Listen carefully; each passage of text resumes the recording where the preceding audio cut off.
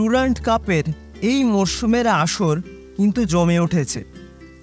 প্রায় প্রত্যেক দিনই আমরা বেশ কিছু ভালো ম্যাচ দেখতে পাচ্ছি এবং এই ম্যাচগুলো থেকেই কিন্তু বোঝা যাচ্ছে যে আসন্ন বাকি মরশুমটার জন্য প্রত্যেকটা দল কতখানি প্রস্তুত। ঠিক সেরকমই একটা গুরুত্বপূর্ণ ম্যাচ ছিল গতকাল। ম্যাচটা ছিল বেঙ্গালুরু এফসি এবং মোহামেডান স্পোর্টিং ক্লাবের মধ্যে। সাদা কালো ব্রিগেড গতকাল তাদের ডুরান্ট কাপের দ্বিতীয় ম্যাচ কিন্তু খেলতে নেমেছিল। প্রথম ম্যাচে ইন্টার কাশির কাছে পিছিয়ে পড়েও যেভাবে কামব্যাক করেছিল সাদা কালো ব্রিগেড সেটা কিন্তু দেখার মতন ছিল। আর গতকাল তাদের প্রতিপক্ষ ছিল বেঙ্গালুরু এফসি, যে দলটার মধ্যে রয়েছেন পেরেরা ডিয়াজ, যিনি গত মরশুমে আইএসএলে মুম্বাই সিটি এফসির মতো দলের খেলেছেন এবং গোল করতেও কিন্তু তিনি সিদ্ধহস্ত। এছাড়া ছিলেন রাহুল বেকে, সুনীল ছেত্রী। এছাড়াও এই দলটাতে রয়েছেন আলবার্তো নোগুয়েরার মতন ফুটবলার। এক কথায় বলা যায় পুরো স্ট্রেংথের দল নিয়েই কিন্তু এই মরশুমে ডুরান্ট কাপে অংশগ্রহণ করেছে বেঙ্গালুরু এফসি। আর উল্টো দিকে সাদা কালো ব্রিগেড, তারা কিন্তু এই মরশুমে কলকাতা লিগে যে দলটা খেলছে তারাই কিন্তু মূলত ডুরান্ট কাপেও অংশগ্রহণ করেছে। গতকালকের ম্যাচে প্রায় গোটা ম্যাচটারই কিন্তু প্রাধান্য ছিল বেঙ্গালুরু এফসির। তারা কিন্তু একের পর এক আক্রমণ গড়ে তুলেছে এবং সেখান থেকে একের পর এক গোলের চান্স ক্রিয়েট করে গোলে সেগুলোকে কনভার্ট করেছে। উল্টো দিকে সাদা কালো ব্রিগেড, তারাও কিন্তু মাঝে মাঝে কাউন্টার অ্যাটাকে উঠে এসে গোল করার সুযোগ তৈরি করছিল, বাট সেখান থেকে কিন্তু তারা গোল করতে পারেনি। বাট যে কটা সুযোগ পেয়েছে সেখানে কিন্তু তারা বেঙ্গালুরু এফসি ডিফেন্সের ওপর চাপ সৃষ্টি করার চেষ্টাটা অন্তত করেছে। গতকালকের ম্যাচে মাঝ মাঠে কিন্তু অনেকটা স্পেস পাচ্ছিল বেঙ্গালুরু এফসি, যার ফলে কিন্তু তারা একের পর এক আক্রমণ গড়ে তুলছিল এবং মিডফিল্ডটাকে কেন্দ্র করেই তাদের কিন্তু সমস্ত আক্রমণ গড়ে উঠছিল। উল্টো দিকে সাদা কালো ব্রিগেড, তারা যে আক্রমণগুলো গড়ে তুলছিল সেগুলো কিন্তু ম্যাক্সিমামই মিস পাসের কারণে নষ্ট হয়ে যাচ্ছিল, আর নয়তো বেঙ্গালুরু এফসি ডিফেন্সের কাছে বারবার আটকে যাচ্ছিল। কিন্তু সাদা কালো ব্রিগেড এটা আবারও প্রমাণ করে দিল যে দলে কোনো বিদেশি না থাকা সত্ত্বেও কয়েকজন তরুণ ভারতীয় ফুটবলারদের দিয়ে কিভাবে লড়াই করতে হয়, সেটাও আবার 10 জনে। হ্যাঁ, ম্যাচের একদম শেষ মুহূর্তে সাদা কালো ব্রিগেডের গোলকিপার তিনি কিন্তু লাল কার্ড দেখেন, যার ফলে সাদা কালো ব্রিগেডের একজন ডিফেন্ডার তিনি কিন্তু গোলকিপিং করেন এবং 2-3টে গোলমুখী বল কিন্তু তিনি সেভ করে দিয়েছিলেন। তো 10 জনে মিলেও কিন্তু শেষ মুহূর্ত পর্যন্ত যে লড়াইটা করেছে সাদা কালো ব্রিগেড সেটা কিন্তু কুর্নিশযোগ্য এবং এই দলটাকে নিয়ে কিন্তু অনেক দূর পর্যন্ত আশা করা যায়, এটা তো আমি এক কথায় বলতেই পারি।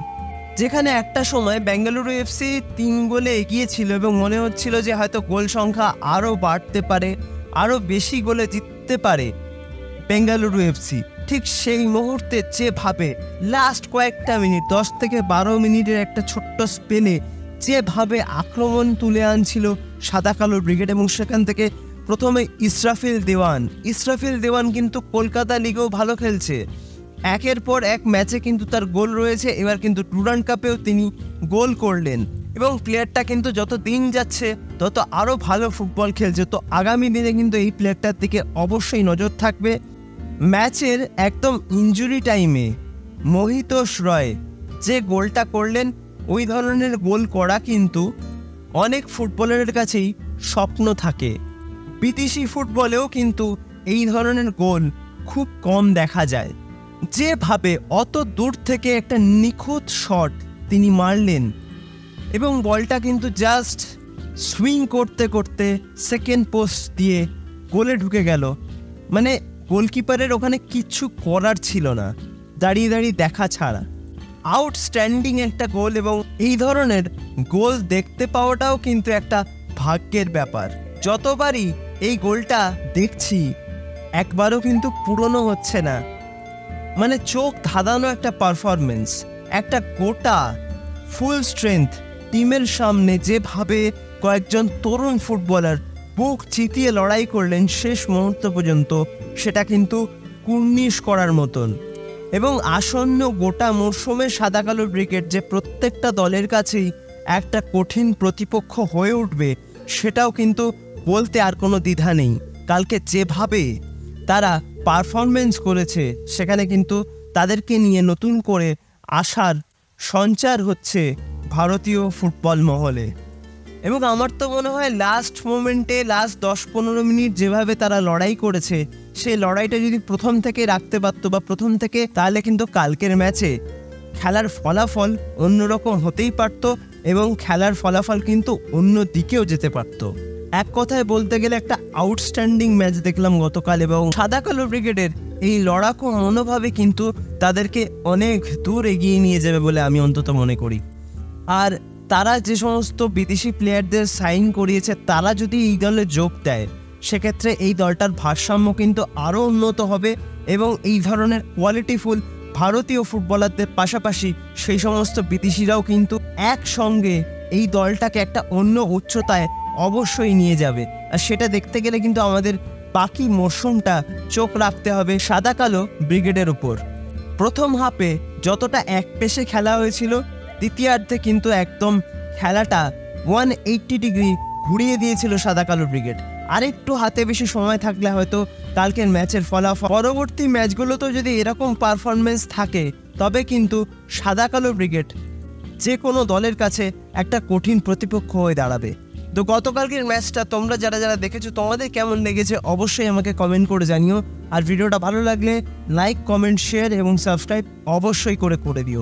সাবস্ক্রাইবটা করে দিয়ে পাশের বেল অপশানটা প্রেস করে অবশ্যই কিন্তু অল অপশানটা প্রেস করে রাখবে, যাতে সমস্ত রকম নতুন ভিডিও নোটিফিকেশান তোমরা সবার আগে পেয়ে যাও যখনই আমি কোনো নতুন ভিডিও পোস্ট করব। তো আজকের মতন ভিডিওটা তাহলে এখানেই শেষ করছি। দেখা হবে আবারও পরবর্তী ভিডিওতে নতুন কোনো দিন, নতুন কোনো সময়ে। তোমরা ভালো থেকো, সুস্থ থেকো।